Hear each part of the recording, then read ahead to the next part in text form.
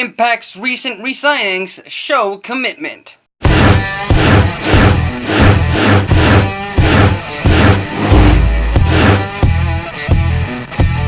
Welcome to the ACB Wrestling Talk channel. I am Alexis, and one of the things that I've been wanting to talk about is about how in the last few days, if you're a regular listener to this content on this channel, you might have noticed a rebranding on sorts.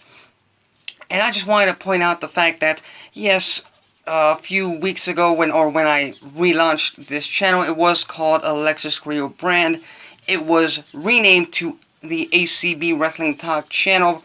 Not much of a rebranding other than to try to generalize it into a wrestling channel, and I just wanted to point that out because this, in fact, is a wrestling content-based channel, and hopefully this attracts more wrestling viewers, and hopefully this keeps you subscribed, if you are so, to this channel. So just wanted to point that out. And on terms of pointing something out, I also wanted to make a video generalizing any past and any future,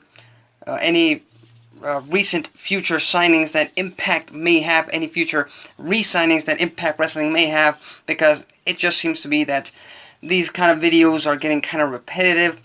You know, a few weeks ago, I did one for Tessa Blanchard. A few weeks before, I did one for Eli Drake. A few months ago, I did one for Eddie Edwards. And a lot of websites are running with Abyss re-signing with the company, or they are running with Rich Swann signing a long-term contract with the company. So I just wanted to generalize the fact that all of these signings that Impact Wrestling has been doing, that yes, they have well established that they are long-term deals, whether that means 1-year deals, 2-year deals, 3-year deals, that has yet to be specified.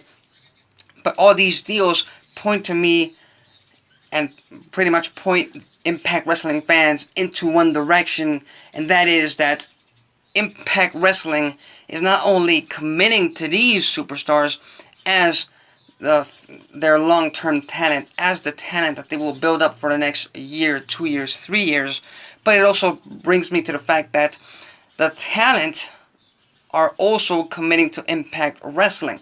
Something that maybe a year, 2 years, 3 years ago would not be the case, simply because the general notion of Impact Wrestling was that it was a dying brand. It was that you arrive at Impact Wrestling, you get some TV time, you get some kind of exposure, but when a bigger company, a company with some more buzz, that's a better way to put it, comes knocking on your door and offers you a deal and offers you a contract, then you take that and you, for lack of a better word, bail on Impact Wrestling. So that's obviously changed on the Impact's talent front. Also, continuing with the line of commitment, we lived through a lot of years from 2002 to 2013 where a big company like Panda Energy backed the then TNA Wrestling, and they were able to sign guys like Sting, guys like Kurt Angle, guys like RVD to long-term contracts, big money deals. Spike TV also had a lot to do with it. But then 2014 to maybe last year, it was very uncertain times for Impact Wrestling, with the fact that there wasn't a lot of money to go around, there wasn't a lot of people investing in the company, and there wasn't a lot of money invested in Impact Wrestling's future. And the fact that right now the team of Don Callis, Ed Nordholm, and Scott D'Amore are, heading into negotiations with the talent that they want to keep for years and years to come, shows to me that not only are they doing a great job of handling Impact Wrestling business today and into the future, it also shows me that Anthem, as a company, as a corporation that bought, Impact Wrestling, and Ed Nordholm has said this in the past, they bought the company with no plan going forward. They just bought it to pretty much save it all the way back in November of last year. This shows me that, yes, Anthem is now committed to Impact Wrestling. They are committed to Scott D'Amore. They are committed to Don Callis' vision for the company, and that just goes to show you that Impact Wrestling has grown leaps and bounds from even a year ago when we did have this big rebranding of sorts, this big rebirth with Jeff Jarrett and the company rebranding into GFW.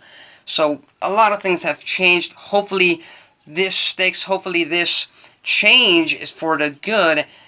And also one thing that I want to point out is that the Scott D'Amore and Don Callis era has gone pretty much without hiccups, without any backstage drama, other than you know, guys like Chris Adonis and Tyrus leaving over creative decisions that they weren't happy about. And the biggest backstage drama they had was Alberto El Patron not showing up at the Lucha Underground vs. Impact event at WrestleCon. So all in all, this era, at least to me, has been pretty good over the past 6 months, and I really hope that this continues to be the case for years and years to come, because Impact Wrestling as a company and as a fan base deserves it. That is something that I firmly believe. But like I always say on these videos, that is my case. This is just my thoughts on this particular case, on these particular re-signings of the company. I'd love to hear your thoughts. I'd love to hear your thoughts on Rich Swann signing a long-term deal, Abyss re-signing with the company. Leave your comments below, and if you like the content on this channel, hit subscribe. If you like this video, hit like. If you dislike this video, hit the dislike button. Remember, here at the ACB Wrestling Talk channel, we put out content Monday through Friday, wrestling news, previews, discussions, all that kind of good stuff. So subscribe to the channel. That's it for me. Till next time.